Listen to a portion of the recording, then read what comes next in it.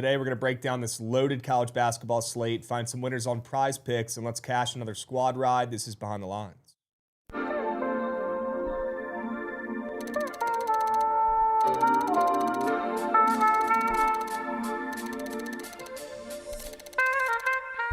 Disney adults scare the shit out of me. They need to be put on a list. Look, you go on a family trip to Disney every once in a while, once a year, sure. As long as you're not rocking the Mickey Mouse ears and you don't got the satchel with the pins, you know they've we're okay. all got those, dude. Yo, Rav, you buying back in? He says he thinks he's buying back in, which means fades. Wow. The Steelers. Again, this system is 100% profitable. Those do not grow on trees, folks. So if you want to get involved, all you got to do is fade a Steelers fan. Find a Steelers fan, number one. Number two, fade them. Cereal is one of the fakest sharp foods you can eat. Big Breakfast has forced cereal down our throats for years, and I'm on to it. If you don't see me on this show tomorrow, you know who did it. It's Big Breakfast.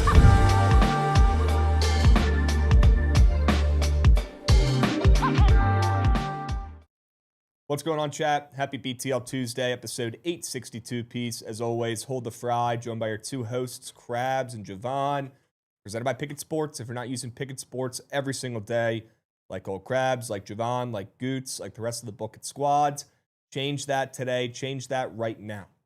Take a second, pull up your phone, unlock it, go to the App Store or Google Play, type in Pikkit, download Pikkit, and start using that app every single day. If you're serious about betting, if you're watching the show every day, you should be using Pikkit Sports every single day. W Pikkit, W Goots, W Jovan, W Chats, W Subbies getting involved here as well. Let's go. Happy Tuesday. W Props and Chops get involved on a 15-stream streak. W Squad Ride. W Props and Chops. Shout out. Appreciate you, boss. W's. That's massive. Yep. We got Scarf getting involved on a resub. 42 months. Whoa. That's a lot of subbies. Appreciate you, boss. Yep. Shout out, Jackie. We got Baumgartner Jackson getting involved here. 40-month resub. W 40-month resub there from Baumgartner Jacks. Appreciate you, boss. Along with Landon R. getting involved here as well. He says, wake me up on opening day. Wouldn't that be nice? Certainly would. That would be great. Certainly would. Got We're baseball getting there. this weekend. We're getting there. Starting off with O's Yanks. We got O's Yanks spring training this weekend? Yeah. Sure we can. Sure we can. That's the first game of spring training. I cannot wait to find the worst pitcher on the slate, take his Nerfy, and pair it with Aaron Judge, less than home runs. There you go. Well, I can't wait. That's the new Krabs, I guess, yearly tradition. Yeah. The Rockies play, so that could be a potential. Ooh, okay. Yep. Okay. Ogasara pitch this year? Or? Shinosuke? Yeah. He'll be up and moving. He got an invite. He can't. He'll be there. I remember the Nerfy slip with him and Judge last year. And he Once they put that up on the board. Out. Yep. That was one of those lineups that just bakes in your PrizePicks app. It's not going to hit. It already lost, but you have to look at it every single day. W. Shinosuke. If they put a Nerfy scrap for him, I will be running that back. That's 100%. Truly just. Yep. It is what it is. W. Kyron Drones Tuesday. Yeah, can we start calling Tuesdays Kyron Drones days? No. What does that come from? I don't know, but I like it. Kyron Drones days? I don't know, but I like it. W Chat. Hope you guys are doing well. Let's go and recap the squad ride. W Squad Rides. W Tarleton Jovan. Great call. Yep. Made you sweat. Yep. That was the best, worst game of all time. Yep. That was actually an abomination of basketball that we were watching. It was so bad that it was good. Yeah. Because our play hit. Shout out. Shout out the YouTube chat as well. I see you, Goats lurking. I Wager Sports, Riley Brass, who certainly knows ball.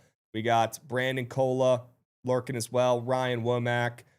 Syrup Sap, Scott Quaid. What's up, East? Winky Binky as well. W YouTube guys. Appreciate you holding it down over there on the YouTube. Make sure you drop a like. Make sure you drop a like. I feel bad for all the haters that jumped off the train right as we get hot on the squad rides. Yes. Yes. I don't want to toot my own horn. Don't even do it, Krabs. Well, I know what you're going to say. Don't even do it. I do want to toot my own horn. No, I know you do. That's what I'm saying. I want to toot it. 4 in a row. 4 in a row. Hand selected, signed, sealed, and delivered. Most of them weren't even my plays. Doesn't matter. Okay, this is a team effort. This is a group project. And right now, we're seeing beach balls. Beach balls. Up there at the dish. So if that continues tonight, no excuses on a slate like today, Jovan. I mean, we got loaded plenty of games. Slate of eons. This might be too square for Krabs. Yeah, I'm not loving the slate. I mean, it's It's actually just. I'm not loving the slate. It's actually Nope. just.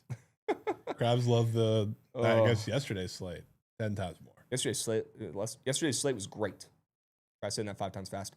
Yesterday's slate was great. Well, didn't go too well for me. We'll go ahead and recap the Sharp report. See how we did overall. 2-3 from me. Jovan, have a day. 4-1. Attaboy. Yep. Attaboy. On a Senac floater away from, I guess not green, but Yep. gray. Shout out the air ball he had at the end of the game. Yep. Krabs on opening day. Shit slate. Yep. Yep. Krabs on opening day. It's just unbelievable. I see your guys' picks in the chat. Everybody's trying to guess what Krabs is on for today. I love it. A lot of good guesses on here. Not going to lie. Iowa State, Kansas State, NC State. A lot of states. A lot of states. Iowa's being talked about. Riley Brass says, forgot about UMass. Yep. That'll be on the card. We'll talk about it here in a moment. Yep. It will. It will. At some point, it's just. Zay, I'll be there, bro. I will be there with you. Okay, don't you worry. Dubs. All right, let's recap. We're good on recaps. Thanks. We got no king of the board. We're good on recaps. Okay. All right. Real quick, before we hop in and talk about the slate for today, I would love to go over a lot of these games. Great slate. College basketball for tonight. Before we do, I want to gas up our partner over there at Manscaped, Manscaped. We appreciate the products they sent us. They got everything for you. Anything you could possibly need as a man in the Big 2-6, grooming-wise. They're going to get you right. If you're not using Manscaped products in the Big 2-6, what are you doing? Change that soon. Not yet. We're going to get you guys a promo code here soon. Don't you worry. Hold your horses. Hold them. Okay, hold the line. We're going to get a promo code for you guys soon. Okay, so as soon as we do, we'll let you know, and we can get you some discounted products over there on Manscaped. We appreciate Manscaped. They make elite products, high-quality products.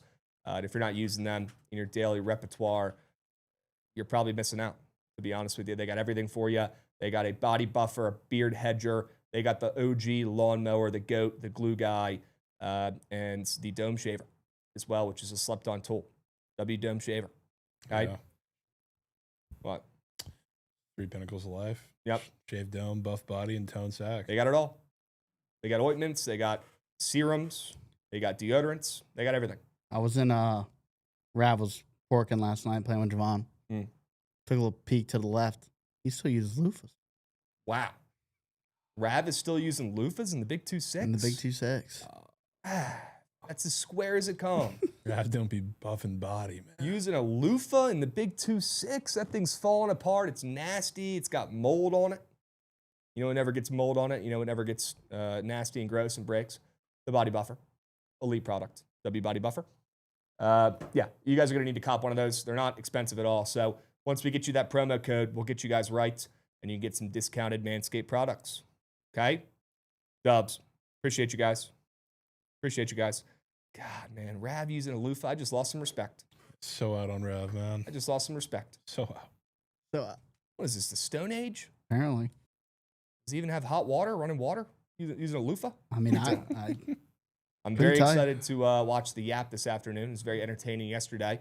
Very excited to see what they craft up on the Yap because it's pretty much only college basketball. Yeah. So it's going to be a CBB heavy day for the Yap. good thing they have beef. Yeah, them just listening to Beef. Beef will carry for sure. God, they got close. They pushed. First ever Nod Pod push yesterday when they had Houston +3. Brutal push, but hey, at least it's not a loss. Okay, we move, we groove. All right, let's go ahead and get into today's winners. If you guys want to cop a Bookit hat before we go over the Sharp reports, they're fresh. They're clean. They're high quality. They'll last a while, right? They're not gross. And honestly, like my head, I usually run pretty hot. I don't have any problems with sweat stains on these hats. If you want to cop them, we got a couple different colorways up on the website. Check them out. We'll drop the link to the hats one more time for you guys. If you want to check them out, you want to get involved, you want to purchase one. Saw Joshy out there boxing them up himself for the last slew of orders. We'll get those puppies sent out soon. Okay? Bookit hats. Very fresh. Huge. All right? Very fresh. Dubs. All right. Let's get into the Sharp report for today. And what better way to start, Jovan, than talking about fading Miami of Ohio? Just. I mean, this line is just. You want to talk about it's just. Let's talk about UMass. plus 2.5. They opened up plus 3.5 at home. They're 15-11 against undefeated, big and bad Miami of Ohio. Well, I'll ride with the Minutemen in this one, a team that's been decent. Nothing to write home about this season in the MAC. They're in 7th place, so middle of the pack. They've had some big wins. They've had some bad losses. They're coming off of 2 L's in their last 2 games, and we knew they were going to lose against Akron. They did cover that game there. They showed some serious heart. They put up a 92-piece. So this team can score. This UMass team doesn't play a lot of defense, but they can certainly score. They could keep up with a team like Miami of Ohio that certainly likes to put the ball in the buckets and thrives offensively, not really defensively. Hence why this total opened up at 164.5. Insanely high total for a mid-major game, but that's the way these guys play, and that's the way the MAC plays. So not a lot of defense in this one, and I honestly think the Minutemen can hand Miami of Ohio their first loss of the college basketball season tonight on the road in a sleepy spot. If you guys have not watched Leonardo Bettiol, great name. We're a fan of his name, Bettiol. He's got bet in his name. He's an absolute stud, senior from Italy on UMass. Kid's an absolute beast. He averages like 18 points per game. This kid will carry the weight along with their guards, who's an absolute stud as well. Mr. Marcus Banks, the senior from Hampton, Virginia. Was at UMBC for a couple years. Really good point guard for the Minutemen, and he could certainly run the points, be a floor general for this team, and help them find ways to put the ball in the hoop against big and bad, undefeated Miami of Ohio, who's winning, and they're covering every once in a while, for sure. They're still 16-6 against the spread. Very, very good against the number, but they've showed that they're human of late. Now, they are coming off of back-to-back covers. They haven't lost yet this season. Dudes, I'll tell you right now, I've already seen it. Miami of Ohio goes down tonight. The Minutemen are winning this game outright, but I'll take the points for the sharp reports. Loving the Minutemen on the spread tonight, but I do think they win, and they're worth a sprinkle on the money line. UMass Minutemen. If anybody's going to do it, it's the Minutemen. Yep. The Minutemen. It's going to be when you least expect it. It's not going to be against a good team in the MAC. It's going to be some weird team at home getting less points than they probably should. The Minutemen. Yep. Amen. Javon's favorite play of the day today. Minutemen. This might have to be the last stand. This might have to be the squad ride. Dude. I mean, if you're dropping sack, I feel like this deserves the same stipulations as my over that would have banned all overs if it didn't hit in the squad ride. Yeah. Okay. That's fair. That's fair. All right. Snacks, I appreciate the thoughts, man, but I'm not going to listen to you, my man. I'm going to listen to myself. Javon, what are you crafting up for today on the slate, brother? I'll take you to Coach's Fired System, Kansas State. Yes. Which has to be done for that reason alone, of course, but I wouldn't just take it, or at least put it on the sharp report if there wasn't an actual basketball reason that I think it hit. And to be honest with you, Kansas State, like as bad as they've been over the past couple of games, like even though they kind of look good for a little bit against Houston, and like the last couple of games they've had flashes outside of the Cincinnati game where they just got porked. Yeah. But they get to play Baylor. Baylor's like a super small team. That's been the story all season. They're one of the worst rebounding teams in the Big 12. And if you've watched Kansas State, really, again, every game except Cincinnati, even against like Houston for a majority of that game, it got out of hand. But they've been looking and acting like a bigger team as of late, because they are. Like realistically, they're a team right now, which is not typically the case for Kansas State, where they should be a lot better on the boards. They should be a bigger, more physical type team. Like the lineup outside of Castillo, because Castillo's small as shit, but like the four of PJ Haggerty, Nate Johnson, like Kamar McGriff, Taj Manning, that's a big lineup and a physical lineup. And again, every game outside of Cincinnati over the past couple weeks, including the TCU game, even though they had a crazy choke job in that one, but like they were big in that one. Like the rebounding battle against Houston, they lost by 5, which I would say for that lineup is pretty impressive. So they're a bigger team, and this Baylor team I think is going to struggle to contain them, not only like getting to the paint, but also playing in transition with those guys and against second chance points, which has been a big problem for Baylor pretty much all season. So like I think this is a tough matchup, and to be honest with you, I'd probably be in on this play had he not gotten fired either. So like it's only added fuel to the fire that I think this is the spot where they get them, and they're not going to have many chances against like somewhat smaller teams throughout the rest of the year in the Big 12. Yeah. This is the one, and it happens to come in the best possible spot to take them. Okay. I'm in there. Has to be done. Coaches fired, system play. I'm in. W play. Yep. The real GO. You hit the nail on the head, my man. Coaches fired, system. Yep. We got Chaco getting involved. Wow. 43 for Tom Wilson. For the GOAT, Tom Wilson. Cannot wait to watch Canada versus USA on the ice in a couple days. Hopefully they face off at some point in the championship. Tom Wilson. People forget he's a sneak Canadian. I had no clue he was Canadian, to be honest. I'm telling you, Should've known. There's a lot of guys that like a Yeah, casual hockey fan would not know are Canadian. Yep. Just they pump him out. Yep. Thought he was too aggressive. He's laying too many hits. Throwing too many bows to be Canadian. I thought they're too nice up there. And not when you're on the ice. He's a contrarian Canadian. Not when you're on the boards. Yeah, that's true. That's true. Chaco rooting for Canada? Chaco might be. That's crazy. Chaco might be rooting for Team Canada. Rivers are swirling. Yep. Any other Caps playing in the Olympics right now? Probably. They got Oshie on TV. Yeah, Oshie is on TV. Oshie on TV. Like seeing him on TV. Obviously, Ovi ain't playing because they're banned. Mm. Oh, yeah, Logan Thompson's on Canada. Right, that's right. Okay. Yeah, they got all the Caps. All right. Cool. Yeah, Lancer, you might have to go offshore, man. It's tough to find those lines, but I cannot wait to hear that sell job from Jovan. Oh, this one's pretty widely available. I try not to put them on here unless they're both on Green Book and like all offshores. Okay. All right. Which usually means they're available most places. Awesome. All right, let's move. W sell job. We'll come back to that baseball play. I got another straight bet here for you guys. It's got to be Iowa today. It has to be Iowa, flipping from a +1.5 dog to a -1.5 favorite at home against Nebraska. Big fan of Coach McCollum. Big fan of Bennett Sturts. They're coming off of back-to-back losses. Nebraska's won 2 of their last 3, but if you've watched this Nebraska team, sure, they pummeled Northwestern. I'll give them that. They looked really good in that game. They played really good defense. We know Nebraska does have a very good defense, but this team has shown that they're human of late. Nebraska's lost 3 of their last 5 games. They lost to Purdue. They lost to Illinois. They lost to Michigan. Some of the best teams in the conference. Well, they're going to have their hands full on the road against an Iowa team coming off of back-to-back losses that got blown out by Purdue, that lost to Maryland 2 games ago. So you're going to get Iowa's best here. Coach McCollum's going to dial it up. You're going to see a really good game from Bennett Sturts and co. And they're going to find a way to win this game against the overrated Nebraska team that I like their defense, but look, what they were doing on offense is just unsustainable with Hoiberg, with Price Sanford, who's hitting 50% of his threes. It is simply not sustainable. And as this team continues to fall, overall, losers of 3 of their last 5, still in the top 10 as of right now, but after they lose this game, they will be closer to 25 in the rankings.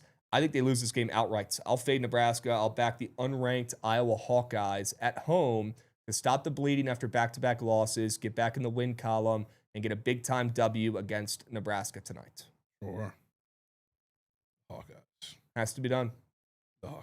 Has to be done. Shout out. All right, talk to me about this over on the Diamonds. Yep. Death taxes, Texas Tech overs. Been a thing for years. Certainly was last year because their pitching staff is consistently horrid. And even though it's a little better this year, I'll give them that. I still think this is a pretty bad spot for them, especially because they get to go against a team that is probably going to be in the tournament. Like UTRGV is not just a Southland Conference potential winner, but they're a legitimate good team. And even a series loss over the weekend against Kansas, which they were obviously playing up to a team that is better than Texas Tech. They showed flashes. They look good. The bats are going to be swinging pretty much all year. This offense is like actually legit. Like Armani Ragosa is one of the best hitters that you're going to find out in all of college baseball over this year, and Easton Mumau is probably pretty close to him. So like the lineup is legit. They have a lot of pop. They'll strike out a bunch, so it's like a boom or bust lineup. But the good thing for them against Texas Tech is not only are they a little thin, I guess, as far as midweek guys. You're probably going to see one of the transfers start today, whether it's Becerra or Ryan Free. But a lot of their like guys out of the pen, they have great strikeout stuff, or they're pretty inconsistent in the zone. So like there's going to be free passes, and they give up a lot of hard contact too, pretty much everywhere they've been. The guys that have been there and the guys that have come over and probably are going to see some time on the mound tonight. So that probably means you're going to see, just like against Kansas, I think UTRGV had a game where they struck out like 20 times. Probably going to see that, but you're also probably going to see quite a few balls leave the yard. But the difference, I guess, with Texas Tech a little bit this year is that their bats can actually keep up. I can't tell you the amount of times that we took overs, or at least I snuck them sometimes last year. And the reason that you got like a void was because they didn't score enough and it run ruled and they got money back on it. But their lineup's a little better. And UTRGV is a religious, no matter who they have every single year, they will always go bullpen game midweek and ride the hot hand. So like unless the starter comes out and he's throwing 4 or 5 shutout innings, which I don't think is going to happen, like you're going to see a new guy rotate in pretty much every other inning. So then whoever they get to out of the bullpen will be the hot end. But against Texas Tech, I think that'll be tough too, because same thing, like they didn't add many arms to their bullpen, pretty inconsistent guys. A lot of their relievers over the past years have struggled with keeping the ball in the strike zone. They didn't really add anything of significance this year out of the pen. It's going to be one of those games. That's really fun. Okay. So, like, I don't know if we're going to see not the same as like Nebraska Stanford yesterday because they kept the ball in the yard a little bit. You're probably going to see some nukes in this game. Quite a few of them. Could be some nukes cues. This one would be a good watch. All right. I'm in. Be a pretty exciting game on the diamond. What time does this puppy I think 6 going? or Night 7, game? 7 Eastern. Yeah, Cool. it's not a day game. Awesome. Hokies play early game though. Wow. They play at like 3, soon? Okay. something like that. And what are they laying a price that's bettable or? They're like minus 160 against ETSU. I think they win. Okay. Maybe you can pair it with something. All right. Little Hokies ML, and the hardwood parlay. Yeah. Double Hokies. Could be plus I mean, 500. That would pay fat. That's Yep. just. That would Yep. pay fat. Dude, you tell that? I'm good. So All right. bad. I got one more straight bet for you guys, and we'll come back to UCLA. Give me Arizona State. This is a play that Goots might tail. Give me the Sun Devils. Give me Mo Odom. Give me Arizona State here at home, getting touchdown in the hook. Depends on where you're looking, but they opened up 8.5. They're now 7.5 point dogs at home against Texas Tech. And I mean, to be honest, this is more of a fade on Texas Tech. Arizona State's been playing okay. They're covering. They've been great against the number. They are 15-10 against the spreads. Well, Texas Tech is coming off of a monumental win on the road against Arizona, where they knocked off the big and bad Wildcats.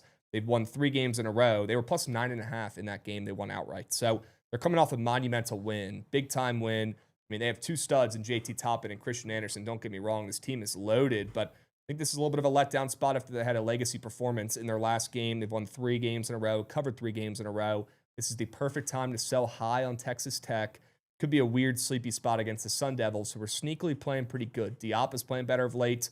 Mo Odom is a pretty good point guard as well. They have enough bodies to keep this game within a couple possessions, and I think this game will go down to the wire and be a very, very close game, if not tied, down the stretch as we approach the final 2 minutes. Let's just hope they hold on for the cover and there's no foul fluke shit. But got to ride with the Sun Devils tonight, catching steam at home. Have to fade Texas Tech coming off of that massive season-changing win. Has to be done. Don't make the rules. Just follow them. Yeah, the Red Raiders. Yep. Back to like what UCLA has, bigs-wise, or even like with Daly. Like Daly's a scorer. Bilodeau is a matchup problem for a lot of people. Probably will be like at some point for Michigan State. But like you have a defense that is physical, not really big. They're not Michigan. So like they'll get on you and they'll be physical on the ball. They'll try and kick the ball out of Donovan Dent's hands in an instant. Like they're going to hedge him a bunch. It's like you need a guy to break it down and break down this defense in a way that makes the offense flow. Weirdly, like Donovan Dent, if you look at some of the games they've played so far this year, the matchups like where he should have an easy time scoring are the times the offense looks the worst. The times where they force the ball out of his hands, they force, I guess, better ball movement in the offense as a whole. That's when he looks better. That's when the offense looks better. And trust me, I know this is a very tough defense. This is not anybody's or just any average defense, but I think that's when they're in their best spot as an offense. So like coming in this game now, they just played Michigan, got absolutely porked. Don't really blame them for that. They don't have the size to hang with Michigan. They're not physical enough to hang with Michigan. But I did think out of like the 2 games, this little Michigan road trip, they were going to make one of them weird. This feels like that one, especially in a game where like they're probably matched up with best out of like all the top teams in the Big Ten that you can possibly think of defensively with Michigan State, just because you do have Donovan Dent, who's going to line up on Fears, I would assume, for a majority of the game. Yep. He's bigger than him. He's more physical than him. That's caused problems for Jeremy Fears in the past. And like, sure, he's a great playmaker, but he's going to be giving him trouble, I think, in this game. So like, even if this is a defensive slugfest that leans more in the pace of Michigan State, even if it's a little more high scoring and it leans towards UCLA, I think either outcome is UCLA making this game close and weird and Donovan Dent dropping his meat. In Michigan State. Meat in Michigan. Okay. Are you fading Jeremy Fears on PrizePicks? Are you taking Donovan Dent on PrizePicks? I want to take Donovan Dent something. Like my immediate head said assists because they're going to get the ball out of his hands, or at least try to very early, very often. Yep. Which is why I was surprised that this number was at like 4.5, 5 against Michigan, which makes sense. Like he's going to see super low numbers, but like after he had like double-digit assists, I think both games before that. So like it was a crazy square to be up, and he had 4, and now the line is higher, which I don't know. It's a different quality defense, I guess. Yep. Not as much size that he's going to have to dealing with, but like scheme-wise, it makes a ton of sense. I feel like this game is they're going to try and get the ball out of his hands a lot early. They're going to find out that doesn't work. Then he's going to do everything for this. Okay. All right. Always down to back down to the dent. I'm in. Sure. I like the points here with UCLA. All right, let's talk about some PrizePicks squares. I got a meat on tape square that's hitting. You guys should tail it responsibly. Toby Lawal, less than half a 3. Love Toby Lawal. He's an NBA player. I've been talking about it for years. The kid's an absolute stud. If you haven't watched him play, he's a real treat. But one thing he does not typically thrive in is shooting behind the three-point arc. Now, last 2 games, Jovan, he's been unconscious behind the three-point arc. For him, he's been Steph Curry. He's hit his last 3 threes in a row. Dude. Typically doesn't take many threes. I was watching that Clemson game, obviously, because we were sweating the squad ride. I don't know how many he ended up taking, but every time he set up, I think it was like 2 or 3 that he made in that game. Yeah. I was like, there's no chance he's going to hit another. Yeah, and he did. And he's been absolute money the last couple nights. But tonight, it's going to be a different story. He's facing a pretty good three-point defense tonight in Miami, and I do like the Hokies to cover, don't get me wrong, but I'm telling you right now, unless Toby Lawal takes 3 or 4 threes in this game, which he typically doesn't, he's typically taking 1, maybe 2 a game. He ain't making a 3 in this one. The chart's green. He's been on fire recently. The perfect time to sell high on Toby Lawal, who, don't get me wrong, he's great on the interior. The guy can jump through the freaking ceiling. He's got the best vertical in college basketball, legitimately. He's great on the boards. Great rebounder, good interior scorer, good passer as well. But he's not great behind the three-point arc, and he's been great of late. So this is the perfect time to fade my guy, Toby Lawal. Take his less than half a 3. I tweeted out, if this square does not hit, I'll give out $100 to somebody who likes the post.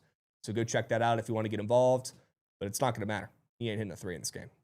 I really so good said I didn't have that on the bingo card for me today. That is incredible. I'm in. Yeah, fading a Hokie. Took a lot of strength to keep the Hokies spread off of here, but had to get some involved. Yeah. Even if it's fade. Okay. And then I'm fading Mr. Mara. Mara has been a delight for this team recently. I mean, he's talk about a crazy, fun guy to watch. He's incredible. Had a behind the back pass last game. He's really found his groove recently. He's 7-foot behemoth for Michigan, and we know Yaxel's the guy as well. I went back and forth between fading Mara, fading Yaxel in this game. Typically, Yaxel struggles in big games, but the PrizePicks charts were saying fade Mara, so I'm going to go with that, avenue, and I'm going to fade Mr. Mara, who's been great. The last 3 or 4 games, pretty green chart. If you look at his recent history, well, tonight against Cuff down low, he might struggle a hair. He might struggle a hair in this game. And there's a reason why his fantasy score is so low after he's been splooging of late. I like the under in this game. I'll be on Purdue in this game as well. I think we could see the Boilermakers do enough to limit him, take him out of the game, at least on the interior. If he ends up making a fuck ton of free throws, and that's how he ends up going more than his fantasy score, I'll tip cap. But I think they will be pretty aggressive on him, make Yaxel beat them. And Yaxel's typically kind of a ghost in these big games. So I would not be surprised to see both these bigs struggle for Michigan in this game on the road against a Purdue team in a game where I really do like the under. I thought that total opened up pretty low at 151.5. I know it's all the way up to 157.5, but I thought that opener was pretty low, and I'm liking the under in this game. One of the best games of the night. I'll be on Purdue, and I'll be fading Mr. Mara, who's been unconscious for Michigan down the stretch. Certainties. Shout out to Mara. Okay. What squares you crafting up over there? Got a beautiful fade that I'm sure you will enjoy. Yeah. Lucas Hoban for Air Force. He gets to play a team that is like super confusing if you were actually to dive into the numbers, but I'm here to tell you exactly why. New Mexico loves to run shooters off the three-point line. You wouldn't know that, though, because they allow the 12th most threes in all of college basketball. It's like just over 28 a game. But the difference is like they have the 20th best three-point defense, and that's because they're very picky about who they let shoot. They will let all the non-shooters, all the non-perimeter factors shoot as much as they want. That's why you'll see like really, I don't want to say bad shooters, but like not the main three-point options for these teams. Like they'll be 0 for 5 in games and they haven't shot more than 2 for any particular stretch of time. So it's not just bad shooting that they're like benefiting from in terms of the numbers. It's part of the scheme. So like they'll run the shooters off the line. They'll dare everybody else to shoot. Lucas Hoban is one of like, you can argue like one of the 2, if that, like real shooters that Air Force has, or at least the guys that'll put up volume. And that's because one of the guys that we faded, Luke Haupt, shout out, great perimeter defender. Jake Hall, great perimeter defender. Not the biggest guys, but they will make sure to be super conservative on the three-point line. Now, first game they played, Hoban, this is a clear outlier but in terms of volume, in terms of what he's made. He was 2 points on 0 for 2 from 3 the first time they played. Compare that to like the last 2 games, the Super Green chart, 5 for 10, 5 for 9.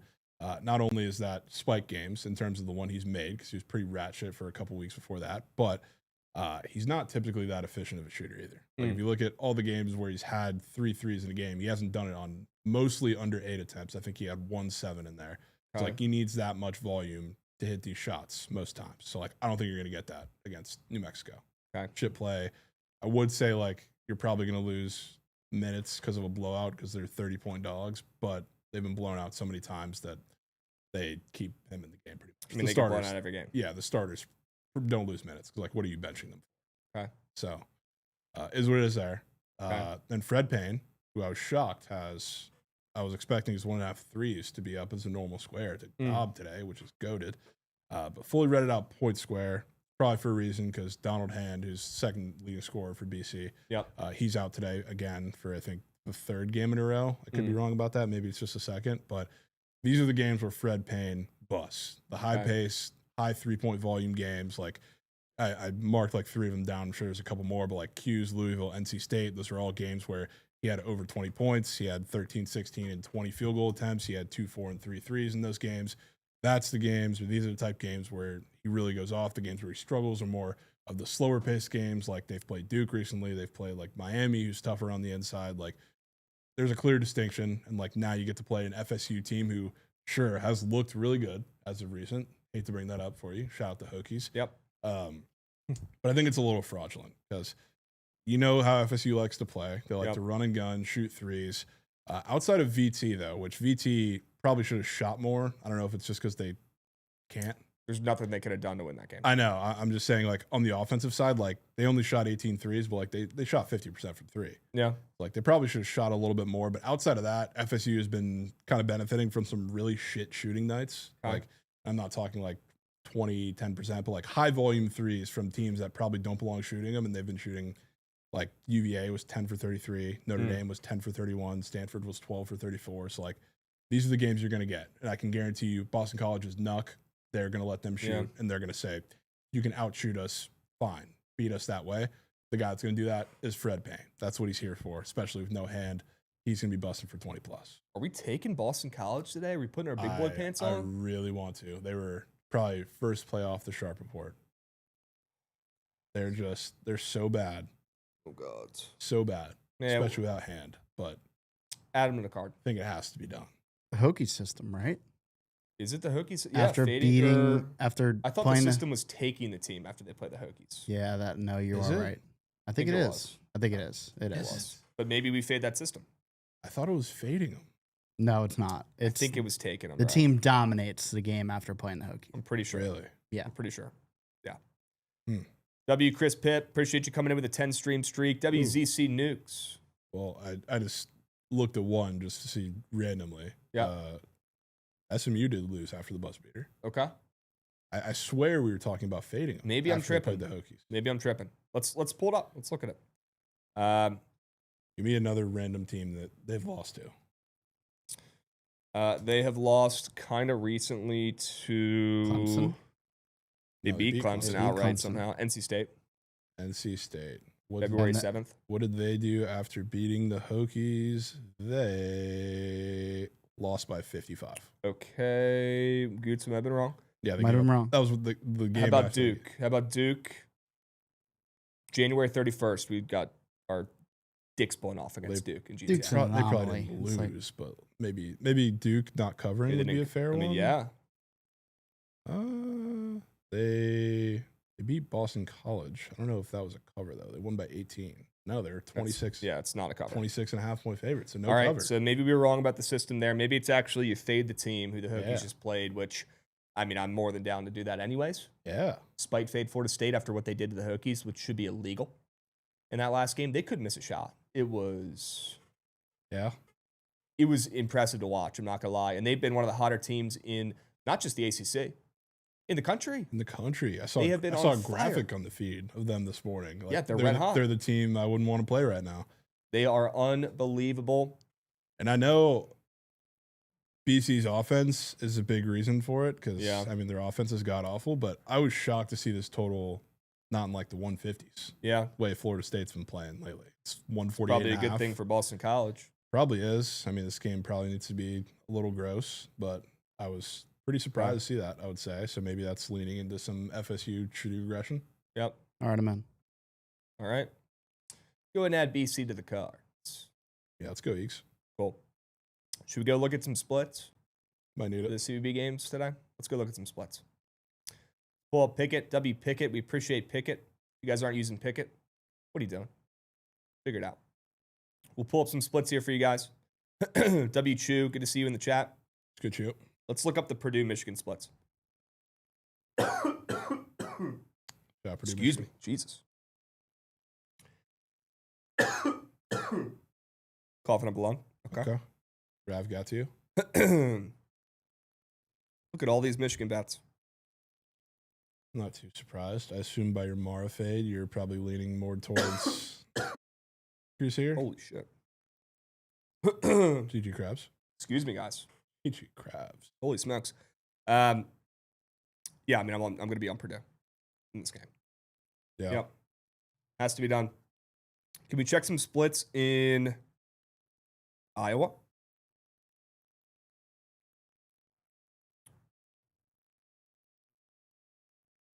That game is Excuse me, guys. Sorry. Truly Having a coughing attack over here. Ravon. Ooh, okay. Nice. Ravon. Nice. So Nebraska getting all the bets. Iowa flipping from +1.5 to -1.5. Okay. Sure. Cool. Cool. All right. What else from the Sharp reports? Let's look at the coaches fired system. I think we're going to know what we're going to see here, but although it's Baylor. Yeah, so. it's Baylor. I don't know that people really want to bet on Baylor either. Yeah, it's true. It's an early game, I think. I guess not that early. Wow. Somebody dropped a Megalodon on the ML well for Baylor. They're probably going to catch it when they just saw the line move the other way. Yep. Okay. Cool. Baylor's coach is a good friend of the K-State coach. Also a longtime Baylor assistant. That got fired. Thoughts on Baylor mucking out of bro codes? Well, team comeback. We are on Kansas State. That's going to be tough. Can we look at... I'd love to talk UCLA. about NC State Ooh. real okay. quick because Yeah. everybody's asking in chat about that game, and I think people think that the line's weird because NC State's -6.5, but they don't realize that Caleb Wilson's out and Henry Visar is also out. Yeah, I mean... So that line is nowhere near as weird as you think it is. It's a patchwork UNC team right now. Do I like NC State coming off of 4 straight non-covers and 2 L's? Yes, I do. But do I want to fade the bad news for UNC? I don't know. Yeah. Right? Like 2 of their best players are out. Gun to my head, I mean, I'm probably still taking NC State, but Yeah. I think everybody in chat was saying, how is this not on Sharpboard? How is this not here? Right. How is this not there? 2 bad injuries for UNC. Yeah, the line I wouldn't say is really weird at all. Okay. All right. B-Ferg coming in, dropping some nugs. Iowa, Purdue, SMU, UNC, Ohio State, UT Martin, Grand Canyon. Grand Canyon. I would love to talk about that game because Okay. that game, Grand Canyon is going to get mucked. Okay. Remember the squad ride Krabs? But it was +1, SDSU +1 at Yeah. Grand Canyon. Yep. They lost the game by 1. Close game. Yep. Have you seen the spread for this game? Oh, it's fat. 8.5 for San Diego State. What does that tell you? That tells you Tarleton State. That tells you NC-A&T. Same thing. There's no business that they should be laying 8.5. If there's that's a great greaser leg. I hope Beav is listening, or maybe we can pair it with some college baseball or something else. But San Diego State should not be laying 8.5 points, and this is the reason why they're about to lay knuckle. It's still big and bad at SDSU, right? So, Got to be one of the biggest Ohio State system plays. Yes. In history. yeah, and I still want to take Ohio State for some reason, but Dude. I mean, Ohio State is so sharp in this spot, +1.5. I love them. But what do we know about Ohio State? They don't respect coins. When they're sharp, they don't cover. When they're square, they do. They're very sharp. This might be the sharpest they've been all year. They're very sharp. They're coming off a loss. Wisconsin coming off the 20-point drubbing of Goots' Spartans. Yeah, so I probably won't be on it. They're sharp. They're cake. Yeah, it's truly just. Goots, any Goots PODs / any games that you're eyeing today? I know you got a big game for your GW boys. Okay. No. Do we have you guys 10-4s? No. 10-4s. Drop a 10. Streams offline. Back rumors. Let's go. W's. All right, we're back. Any Goots PODs for tonight? Not quite yet. Okay. I do I do like ASU. Ooh. That was a line I first realized last night. Yeah. Might fade G-Dub, I'll say it. No way, Goots. No. They and your boys taking VCU. Yeah, they've been great for me recently. And I think people are starting to see that they're a little bit of a wagon. Yep. Goots has been a George Washington sharp. Yeah. And right after President's Day, you're going to fade? Might be the move. That could be sharp. Yeah. VCU has quietly been incredible. And Absolutely incredible. it's hard to win in the Siegel Center. It is. It's hard to shoot in the Siegel Center. Yeah. That we've learned. It's hard to shoot threes and free throws in that arena. God, good to see VCU still hanging around, still competitive after losing Coach Odom. Very good, respected program in the A10. Great arena. If you guys are local, if you're Virginia guys, if you're in Richmond, go to a VCU game. It's a treat. Sure. They fill that place up. The band is insane. They take up the entire behind one of the hoops. It's the entire VCU band. It's an art school, so their band is legit. They're pretty much playing the entire game. Very cool. Very cool. Along with Coastal KC, get involved with the resub. Also very cool. W Coastal. We appreciate you, boss. Shout out. Along with AB coming in, giving out 1 bit. Krabs, what are the chances we make March Madness? AB, they're not great. Probably Fellow makes. Hokie. They got to win tonight. They got to win tonight. They got to win out the rest of the season. They got to win out. Yeah, that might They got to be beat huge. UVA again somehow on the road. And that's going to be squad ride UVA in that game. That's a knucking. Yep. If I've ever heard one. Yep. You want to double your bankroll? You just throw it all on UVA in that game. Because they're not losing twice, especially after the way the Hokies won that first matchup. Dude. Triple OT. AB, we're chalked. Dude. We're going to need to pull off a crazy ACC tournament run and win the ACC tournament probably, which Mike Young has done before. People forget that. Speaking of our teams and OT, Yeah. Frogs are going to Orlando tonight. Yeah. After, I mean, they so deserve to lose the game over the weekend against Oklahoma State. I couldn't even believe my eyes with what I was watching in the second half of that game. Crazy collapse. Buzzer beater to send it to OT from Oak State. They did knock in, I guess, the first half and in overtime. But between the Oak State game and the UCF game, I for sure, I said this beforehand, there's one of those they were losing. Found a way to win in Stillwater. Pretty worried about Orlando. Okay. Surprised this wasn't on your sharp report, to be honest. Yeah, I like the other plays a little bit better, but they're going to give them some problems. Okay. I don't know if it'll be as bad as, I think last year they went to Orlando or 2 years ago and they lost by like 50. It was like the worst TCU game I've ever watched. 85-58. That one was bad. They were down like 20 points before I could even blink. Okay. I don't know if it'll be as bad as that, but UCF's kind of big. You're going to give them some problems. Okay. Yeah, I like them. I like them on the ML, to be honest. All right. Chart for the Miami of Ohio game. They're asking for in the YouTube. W Goots. Shocker. Red Hawks are getting shit nuked. Yeah. Shocker. Just keep on rolling over your money on the ML. For Miami of Ohio, they're going to win out. Okay. All right. Not really surprised here what we're seeing. We knew that Miami of Ohio was going to be public here in the spot. They're going to be in every single ML Bozo pack, every single greaser. Honestly, maybe not because they're only minus 200. They might not be greasy enough. Yeah. Not quite. But people are taking them on the ML, and they're certainly taking them on the spread. Okay. All right. Cool. Not really surprised what we're seeing there. We knew they'd be public. Okay. Any Hokie reports today? I think we win. I think we cover. Kind of think so too. I do. Miami's been red hot.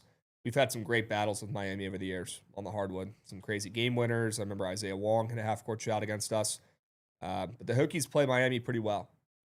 Even when they lose, they typically keep it pretty close. They're pretty good games. The Hokies have also beaten them the last 2 times they played. They actually swept them last year. No. So that probably doesn't make you like them more. No. This feels like a team, classic Hokies excruciating last-second loss game. Probably. They cover. They lose by 2. Cover and fucking Trey Donaldson hits crazy shot with 4 seconds left. Could be another buzzer beater. We've had so many already this year. Yeah. Yep. Hokies 6-0 against the spread as a road dog this year. Yeah, they've been great on the roads. Yeah, sneakily printing. Yep. B-Ferg, unbelievable comment here. Minutemen sounds like my performance on Saturday night. Okay. Well, happy Valentine's Day, brother. You and the girl. And now you have to tell him. Take the Minutemen tonight. Okay. Unbelievable. All right. Hammond Legacy game. I hope so, AB. He's our only hope. Although I would not be shocked if Neo goes more than his assists. What if it was always this game? The Jalen Bedford game? Bedford's great on the road, especially. Averages closer to 20 points per game on the road this year. At home, he stinks. Every time I'm locked in and watching the Hokies for some bet or because we're at the stadium, Bedford is the greatest player in history. He is a ball player. Yeah. He's great. Love Bedford. He's been shooting more recently. We need that. He has some squares up today, I saw. Yeah, he does. As he should. As he should. Half threes. All right. You know who I actually like for them today is Hansberry. Goots guy Hansberry. Really? Yep. Hansberry. Hansberry's been a little cold recently. I think he mucks. I like his more than 12.5 points. You got Goblin 3. Wow. Usually a normal square when it's up. Okay. He'll shoot some threes. Yeah. I know. I was looking for that because I was figuring, like, you probably want to get Renault out of the paint. Like, yeah. He's probably a lock to shoot a couple of them. And he does not mind chilling at the top of the key. Yeah. Shooting some threes. Okay. All right. Jovan, thoughts on Cole Klecker ML and the College Diamonds? Oh, Cole Klecker. Okay. Ex-Frog. Wow. Left us in the dust. Where's he at now? He's, where is he now? I'm blanking. Oh, yeah, he's ASU. Wow. That's so right. That's so right. Could do a little ASU parlay. Don't tell Goots, so lock that in. Please don't lock that in, Goots. I haven't even looked at the line for that game yet. Okay. UConn, they're probably not too fat favorites. Minus 180. I wouldn't hate that. All bias aside, I don't know how much I trust Klecker/bullpen game, though.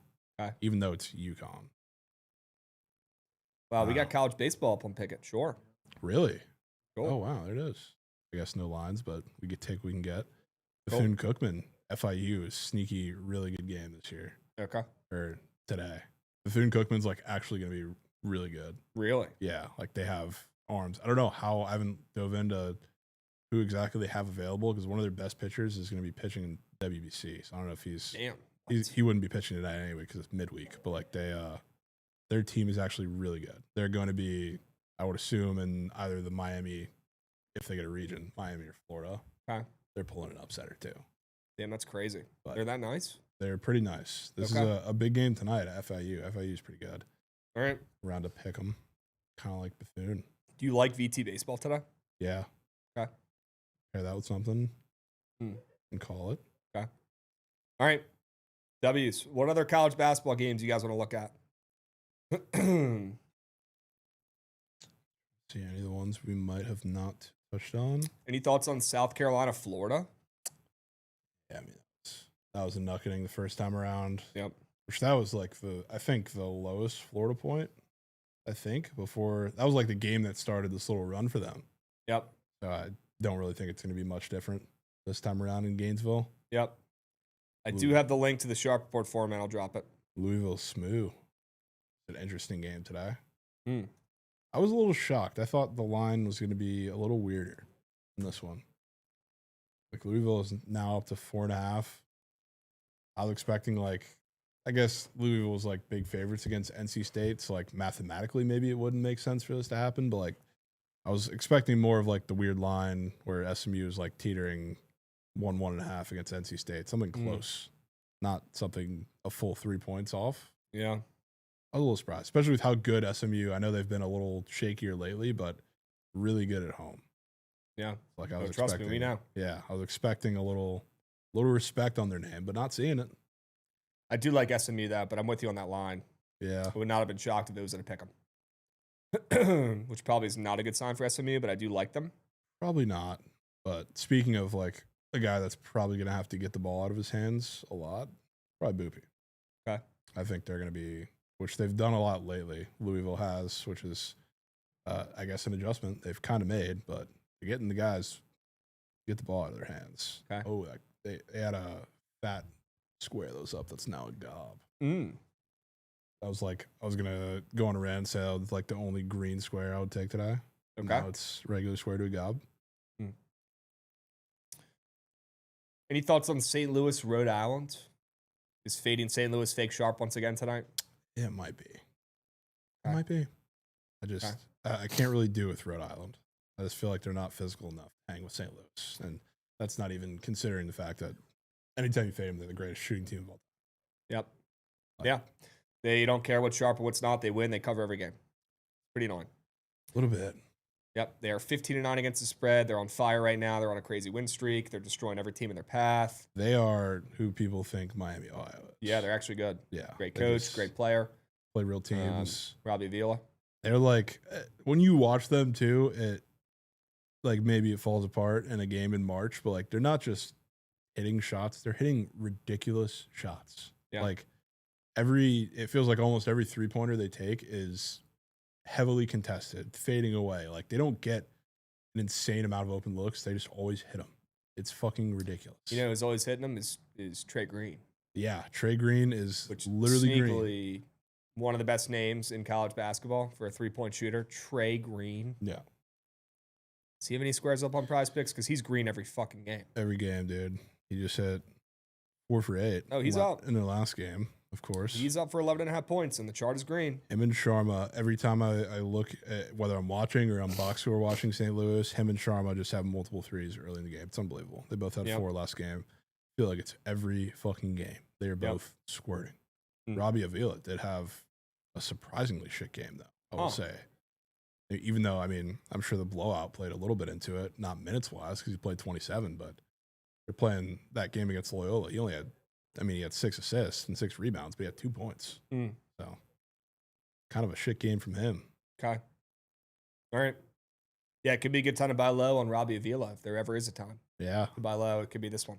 Okay. That was pretty easily his worst game of the entire season. Huh. Okay. Yeah, I will not be fading Robbie Avila or St. Louis today. Can't do it. Not worth it. Can't do it. All right. Akron, Western Michigan. Somebody in the chat says, Krabs, are you going back to Akron today? Sorry if I missed it. No, you did not miss it. I think I'm done with the Zips, man. They're not covering right now. They could score 100 points a game. Doesn't matter. Their defense is dog shit. Now, Western Michigan's coming off their only win and cover in weeks. So there's been worse spots to fade them, certainly. But I don't know if I could do it. They're laying a big old number on the road, man. Off topic, but totally great timing from Solomon in chat. I did just find it. Plus 103, because I would like to sweat the Hokies early. Hokies ML on the Diamond. Wow. San Diego State ML. Ooh. Gets you to plus 103. Okay. That is in there. All right, let me see if this book has college baseball. I don't think the book you're talking about here. It's not out college baseball. And GG. Okay. Yeah, that's a good looking 2-piece BA. Hokies in college baseball. Hokies baseball, San Diego State Aztecs basketball. Aztecs, ML. Well, Bozo pack. Bozo pack. All right. Cool. Austin said, what about the Hokies in Louisville? We like the Hokies. I don't like Louisville. I like SMU in CBB. Okay. Awesome. He's probably talking about baseball, I would think. Okay. Because they're another early game. They're like minus 240. Yeah, he said baseball. Yeah. I mean, probably. That's just not I hate getting involved in Xavier games. They piss me off. Okay. I'd leave that. Thoughts on Georgia? You said that they were one of the most fraudulent teams in college basketball, and they've lost a bunch of games recently, so great call there. Any thoughts on Georgia today getting 7.5 points against Kentucky coming off a loss? Yeah, I would love to be like super fired up to kick Kentucky, especially because like for the most part, Otega Owe seems to have figured it out like the last couple weeks, and like they're coming off a shit loss to Florida. Sure, they got knocked by Vanderbilt, but other than that, they've been really fucking good. I don't think it's like a sneaky spot for them anymore necessarily. This is either going to be, I don't see how Georgia wins this game, but I could certainly see it being within the number. Okay. Could be close. Because like the reason I hate Georgia so much is because they play like Bama, Florida, Florida State, except they just can't shoot like that. Okay. So like they could run and do a hot shooting night here or there against Kentucky's defense. Maybe it's the one, but I don't think it'll be enough to beat them. Feels like a win, no cover for Kentucky. Okay. All right. Sure. Good read there. I like it.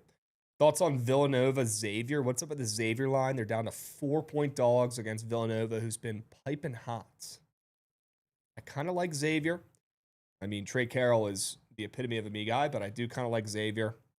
We know they can score some points. Their defense lacks, but if they want to win or cover this game, they're probably going to need some points, and Villanova's not, too shy for putting up some points either. Now, this total opened up a little lower than I thought, in the 140s. It is up to 152.5, but I do lean Xavier on the spread down from +6 to +4 at home. I can get down with that.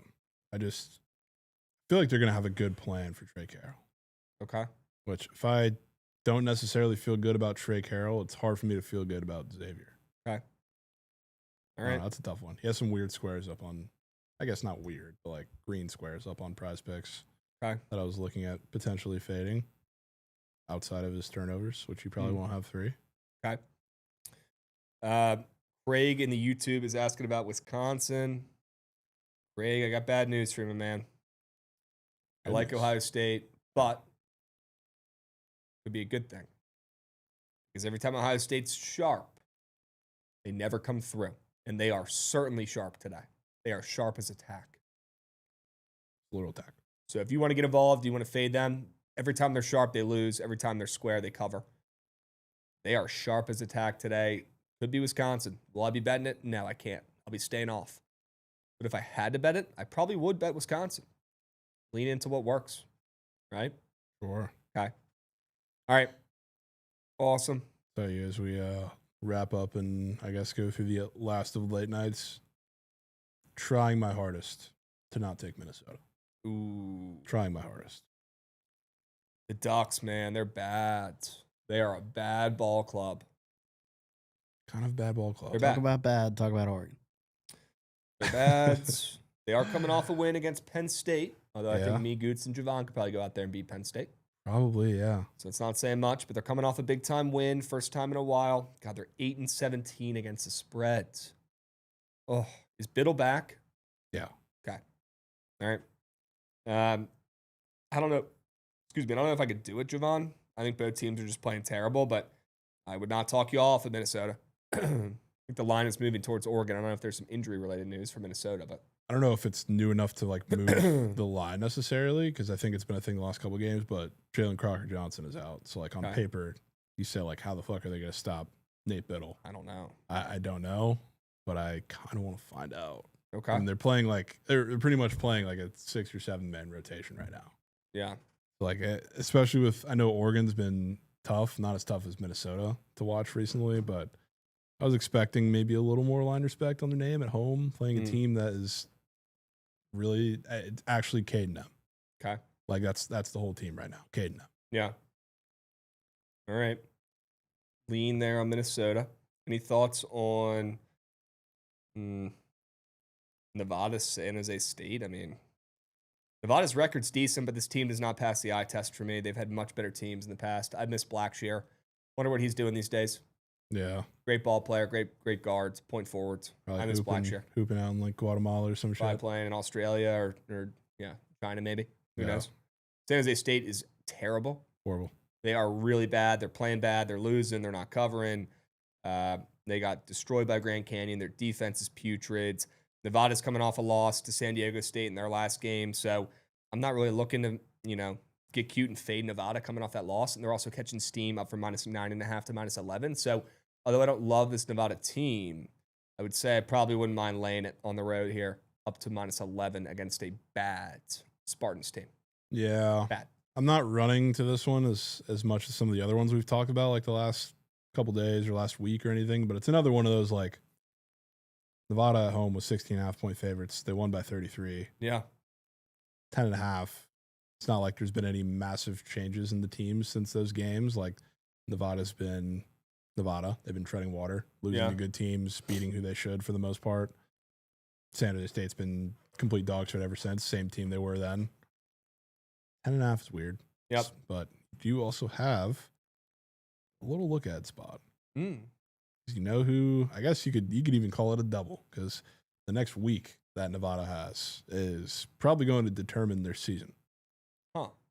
And they're both at home against Utah State on Saturday, and a week from today, New Mexico. Yeah, they got 2 massive games coming up. This one could be sweeping through the cracks. Could be sleeping through the cracks a little bit. Now, Okay. I don't really care to get sharp with San Jose State. It is what it is, but definitely scaring me off in Nevada, to say the least. Okay. Do we talk about Purdue, Michigan? Yes, I'll be on Purdue. Okay. Here's a bet that nobody's going to take today in a game we have not talked about yet. Who in their right minds is waking up today, going about their day, putting their hard-earned coins that they've earned on the LSU Tigers plus 12.5 against Texas? I mean, that team. Who with a brain that functions normally is locking in the Tigers? I think they're plus 11.5 now against Texas. Who? That game should not exist. Why did Texas open up -9.5 at home in that game? I don't know. I kind of want to get involved. I kind of want to mess around and find out. I kind of want to take LSU without Degen Thomas. They have been lost without Degen Thomas. I do think there is a little good news today, though, I would think. I'm seeing some Max McKinnon lines. So he might be back tonight. That could be why the line's a little shorter than I thought. Yeah.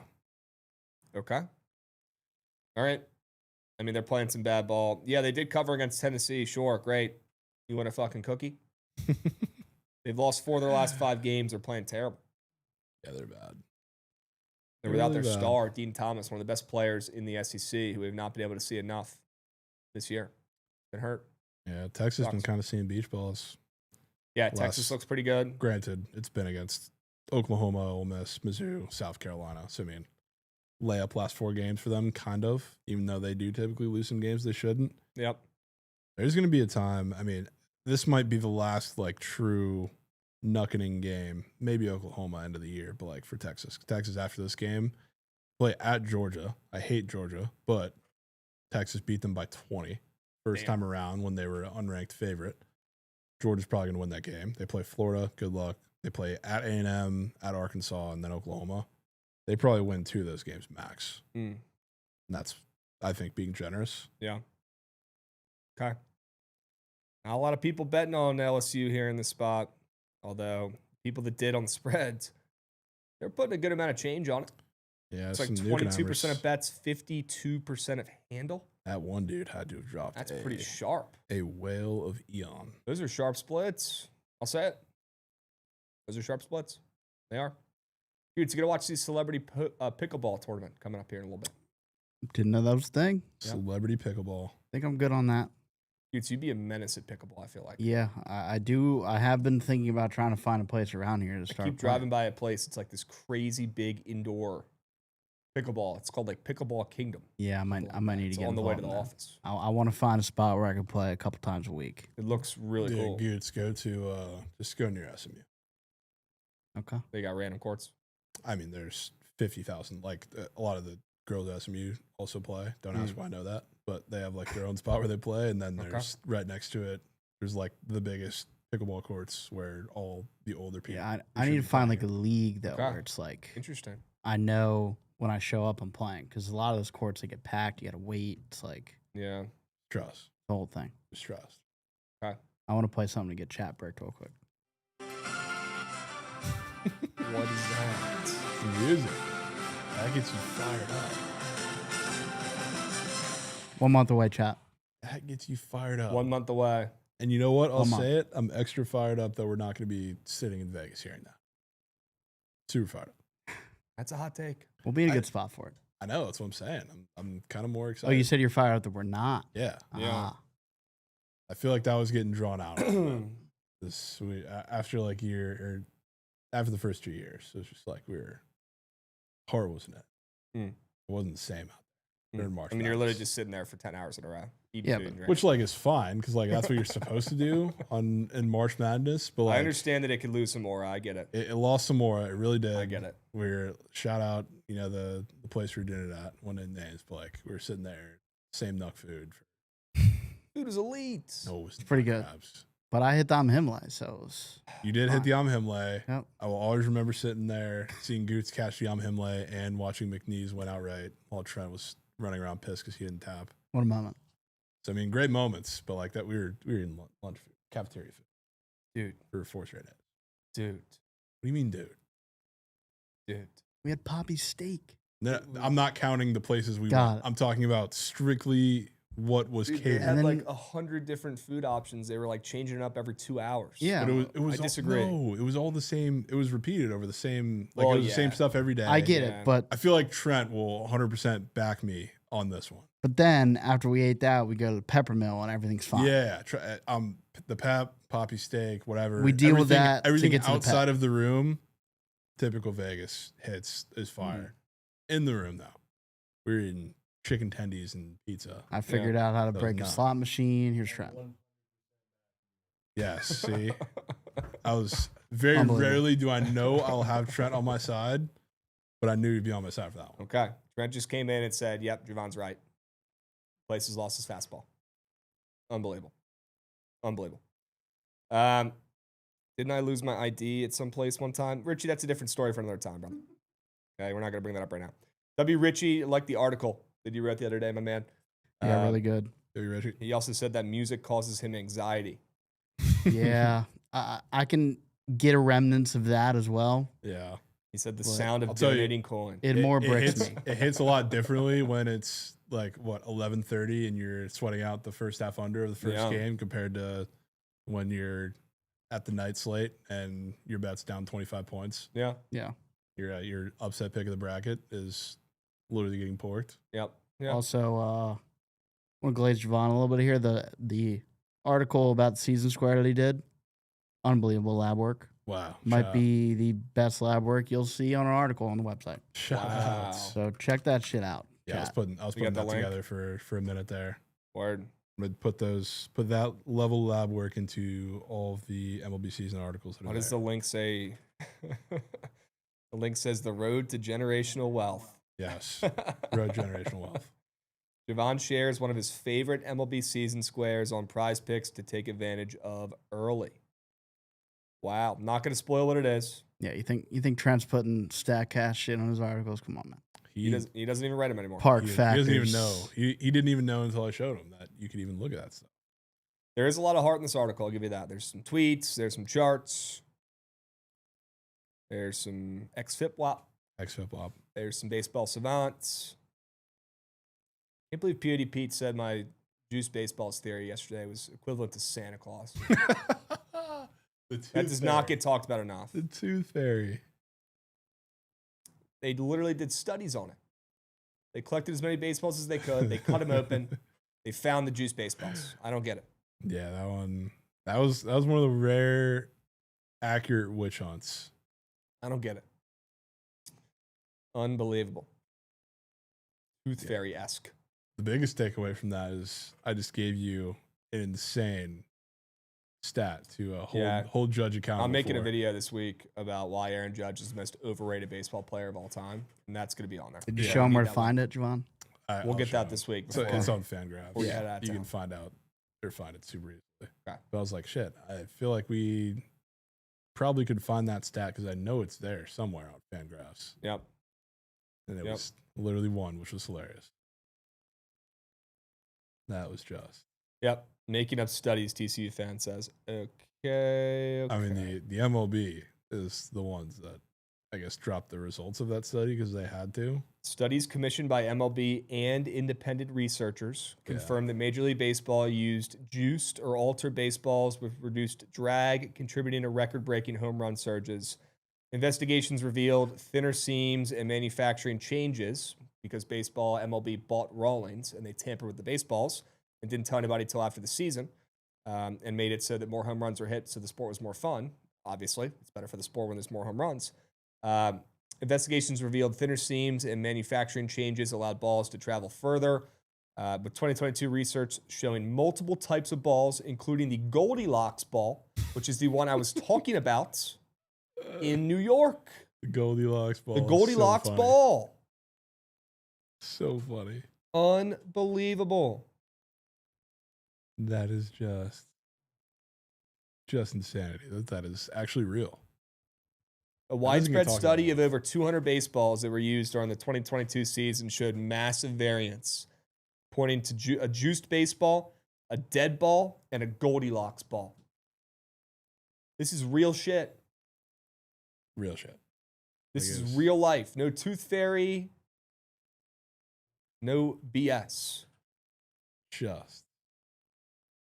Didn't the Rangers call up some random to start? Yes, they did. I remember it was. We're on the way to the game, and we go, dude, who is this guy opening in this What's his game? last name? Some lefty. He's a lefty. His name is Jesus. I forget what his name was. And he's probably on his own private island right now. They brought him up to open for somebody else, and it was like a last-second announcement.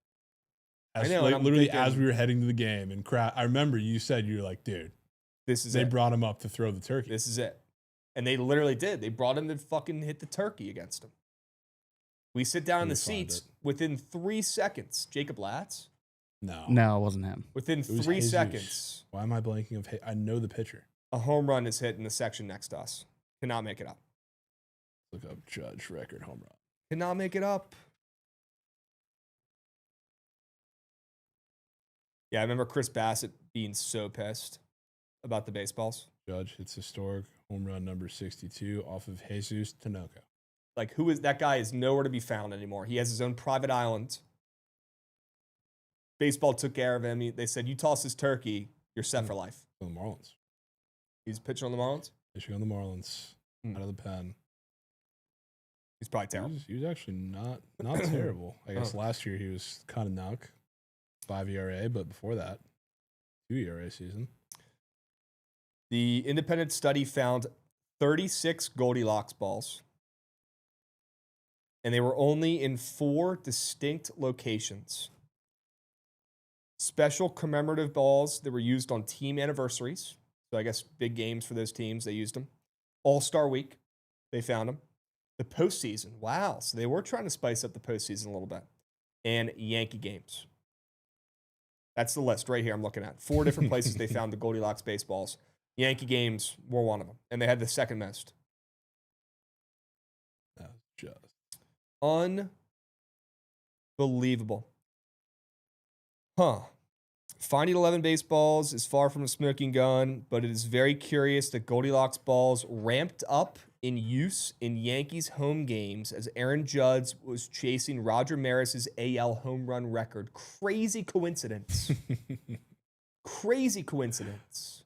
Insane coincidence. What are the odds of that one, Jovan, that when he was trying to make a push to break the records, all of a sudden all these freaking juice baseballs show up in town? Rerun the poll. Who won? Pete? Krabs? Rerun the poll. My God. Unbelievable.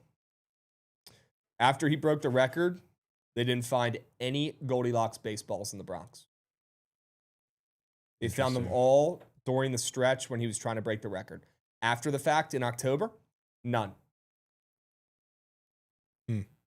Crazy coincidence, right? I mean, look, it's life. Stuff happens. What are the odds that that happens at the same time Judge is trying to break the record? Not great. Oh, yeah. Field of Dreams game, 100%. Well, yes, that was actually the debut of the Goldilocks balls. Yeah, that was. There was 10 home runs in that game. I don't know if there's been a more obvious juice ball game than that Field of Dreams. Yeah. I mean, that was ridiculous. Sports guy says, so what do you make of Sammy Sosa and Mark McGuire's home run race? The one where they both cheated and got roided up and just hit home runs all the time? Couldn't care less about them. Yeah. Don't even factor them in. They were cheating. It was a great moment of baseball history, but as far as like the legitimacy of it, I feel like it's pretty slim. Like they're icons for what that did for the sport. Yep. But it's just the biggest asterisk possible. Yep. Jay Colt, any thoughts on the juiced baseballs, the Goldilocks baseballs, the studies they did? Any thoughts? Love to hear them. Yankees also started the torpedo bats. I'm sure they did. Well, yeah, Judge didn't use those. That's valid, though. Yeah. I'd like to check Judge's bat. I would. I'd like to cut that puppy open, see what's in there. We don't know. See what's in there. That thing could be corked for all we know. We don't know. I'm just looking at some of the other Yankees because somebody said in chat, so why didn't all the other Yankees hit home runs like Judge did? First of all, I mean, after every single AB or every single pitch, throw the ball to the side. And as soon as Judge happens to be out of the plate, typically you're not going to get those balls. But you know who did have some weird numbers after seasons where it looked like he was cooked? 11 home runs, 14 home runs, 8 home runs. And all of a sudden, Anthony Rizzo tied his career high with 32 home runs. Oh, wow. Crazy coincidence. First time he looked like that since Chicago. I asked Jay Colt what he thought about the juice baseballs.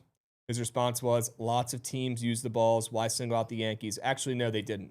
Yeah, that was the part that they actually found in the study. The entire thing that I just said, that I just stated about the study, was that the only place they found them besides All-Star Week in the postseason were Yankee games.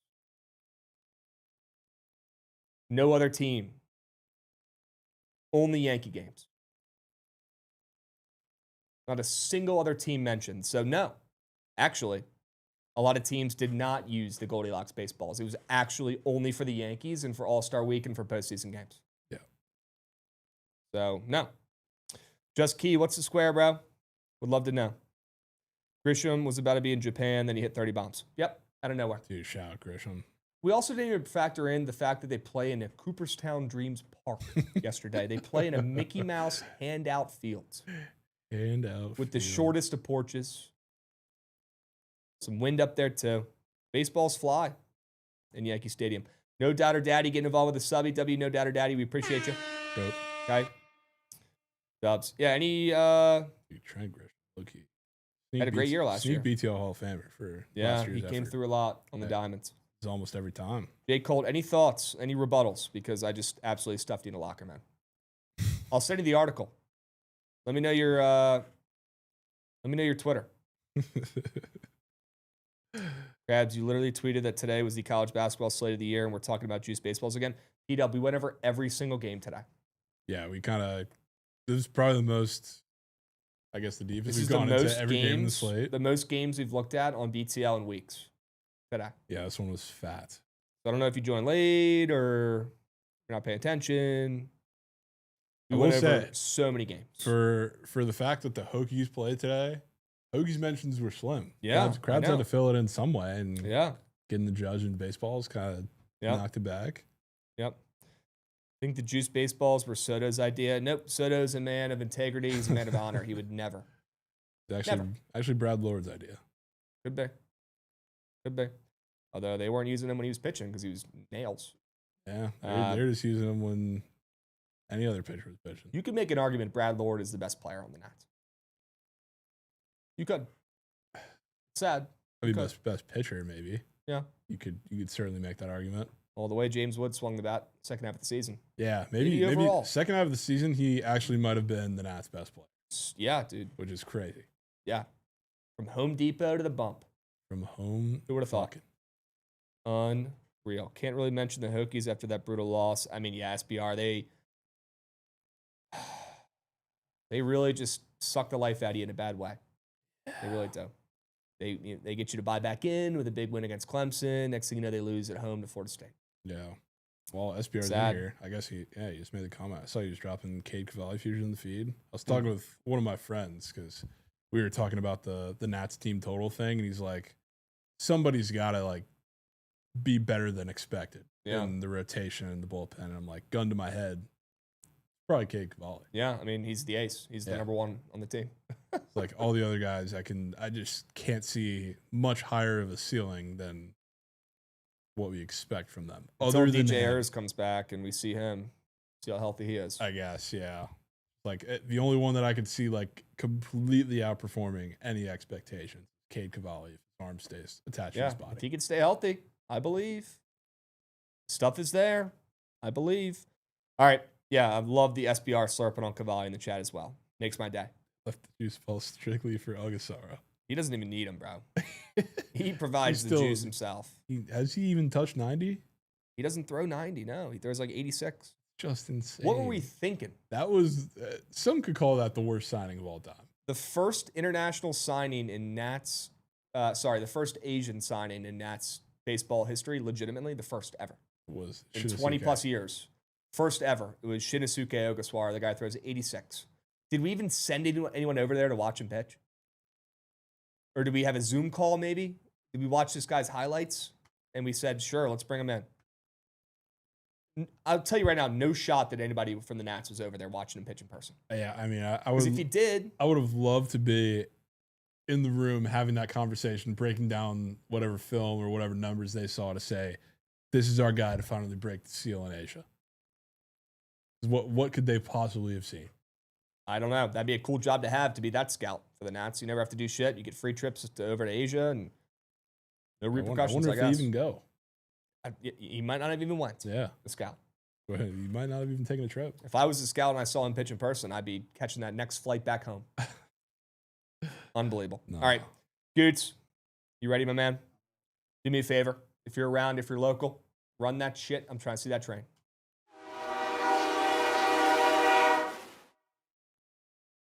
Krabs. If the Nats had juice baseballs, they would still hit grounders in the dirt. Well, they did fire their hitting coach, who was the only guy in baseball that told his players to only hit ground balls. Shout out Darnell Coles, the worst hitting coach in baseball history. The guy said, hey, CJ Abrams, you have the swing of Barry Bonds. Let's swing as hard as you can down and hit hard ground balls. That should work in the Big 2-6. Darnell Coles may be the biggest moron to walk this earth. Krabs, are we really going to do this today with the squad ride? We got a lot of options today. Look, I've been trusting the gut. The gut's been recently, working, and it's so been I can't working. argue it. So I can't argue it. you want to know what my guts tell me today? What is it? My guts tell me to take a squad ride play that's not on the Sharp Report. What is your gut saying? My guts tell me we take the Purdue Boilermakers plus 2.5. What is the gut saying? No. Boilermakers. It's a winner, and chat loves Michigan today. So do They've I. been splooging. I know, Goots. It has nothing. I'm not fading you. I respect you, Goots, especially your George Washington reads. Okay. Yep. But the chat has been splooging, talking Michigan all day. I like Purdue here to win outright. I think we diversify. I think we go off the Sharp Report. I think we go the Purdue Boilermakers. That just threw me for a Yeah. complete loop. But look, we've hit 4 in a row. We don't want to keep doing the same thing. You got to pivot before the changes happen. You got to you got to get ahead of the curve. Right. And I think this is how we do it. And look, we could look back and say, this is too cute, go 6-0 on the Sharp Report. You know what? If we do, after 4 wins, tip cap. Okay. But my gut is screaming. Purdue. Screaming. I don't even know what to respond to that. I wasn't even. We have some great options, man. We got UMass, we got Iowa, Arizona State's a great late night play. I love your Kansas State play. Obviously, coach fired system, right? UCLA is a great play. Love Donovan Dent. College baseball over. Probably Soren. But Jovan, I think we trust the system. Yeah. Who am I to go against the gut? And we make the change before the results falter. Before the squad rides Bailey falter. We pivot. We get out ahead of the curve. And we take Purdue plus 2.5 on the spread. I'm loving it. It feels right. Wow. It feels so wrong that I know it's the right move. Wow. We go for 5-0 tonight, and it's the Purdue Boilermakers on the spread. Wow. Yep. Braden Smith. What? I guess I'm in. Okay. 2.5. Yep, 2.5. Chat, trust in the gut, it's been working. Trust in the gut, it's been working. That's what it's screaming about today. All right? And Chad hates it. Peak Sour said, and Michigan plays. That should go well. No squad ride, Toby Wall, less than 3. No polls. And that could certainly be up for conversation. Yep. Could be. Short. Could be. Yep. Spaces later today. Crab Trap later today. W Stream today. A lot of college basketball talk. Okay. The foot's been down, written by Zach, and it's been working. Since I took over and I've been making the picks 4-0. Yeah. Let's keep riding the hot hands. Crab's been dropping gut knock. It's been working. Yeah, I don't know if you're hating on the Crab foot down plays. I don't know what to tell you. Yeah.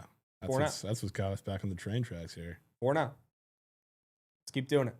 And we're not doing it by taking the same play or doing the same thing or taking a sharp report play. No, we're changing it up today. Getting ahead of the curve, ahead of the cake, as some might call it. Let's go. We're getting ahead of the cake. All right. WBTL today. Do me a favor. Stick around for the Yap. I cannot wait to hear what they're on the college basketball slate today. W's. Okay. Awesome. Squad ride is Purdue plus 2.5. We'll catch you guys tomorrow. Same time, same place. We'll be. Peace. We'll be.